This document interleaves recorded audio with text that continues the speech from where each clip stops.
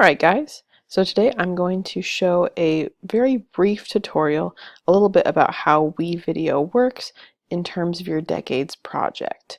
So currently I have logged into WeVideo and I'm going to start out by creating a new edit. So you'll notice a few things when you get started. Obviously there's different controls up here that we'll talk about, and then down here is where you're going to be dragging things into for your video. I'll go through a couple basic things that I anticipate you'll need, and then from there you can, figure out the rest. So to get started, let's go ahead and go to this folder here. Now, a lot of you will probably be downloading photos or dragging and dropping images to add to your project. So if you click this little green button here, that's going to let you import either the images if you're using video clips or also any audio. So let's just say that I was using the 2010s decade. I have a couple images here related to some events, so I'm going to incorporate those in my project, and you'll notice they pop up in My Media. So I've got that part here, and those are processing. And then I also have text up here. There's a lot of different types of text that you can include, some main types, and then also there are some different subtitle types that we'll use. You can access sounds here or import whatever downloaded file of a song you want up here. I'm not going to really get into transitions today or these special effects here. We're going to keep it pretty simple. For a lot of you, I anticipate you'll want to have a title that introduces your topic. So I'm going to go ahead and drag in this particular title, and you can extend the length of these if you want. I'm going to keep mine as is, but if you double click on it, you'll notice that you can change the text. It's got a spot here for primary text as well as secondary text.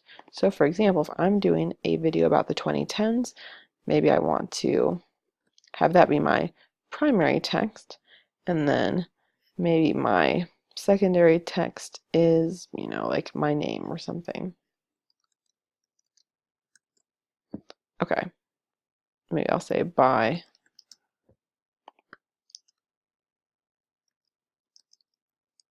Again, this is just an example. You could adjust the fonts as needed, but I'm just going to click Done Editing, keep it really simple, and then you can see what it's looking like so far. All right, great. Now, let's go ahead and add in images. So I'll go back to the images I uploaded. Now, just with these two images I got so far, they are related to events. So I'm going to, you could, I suppose, add a subtitle if you wanted about events. I might add something fairly simple. Let's try this one. So I could just say major events. Okay, so I've got major events.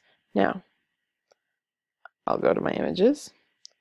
So put the election in there as a major event, but you'll notice this image is kind of vague. It's not super clear what it is, so I'm definitely going to need to add a subtitle. Also, the Olympics that happened in South Korea this year could be another example of an event I could use. So I've got my two events here. Now, let's say I wanted to add a subtitle, especially on this map. There may be other ways that are a little bit more efficient, but what I have found so far, if I go ahead and click on that plus there, add a new track, it's going to be visual. I'm going to call this text. And it popped up right here first. That's important.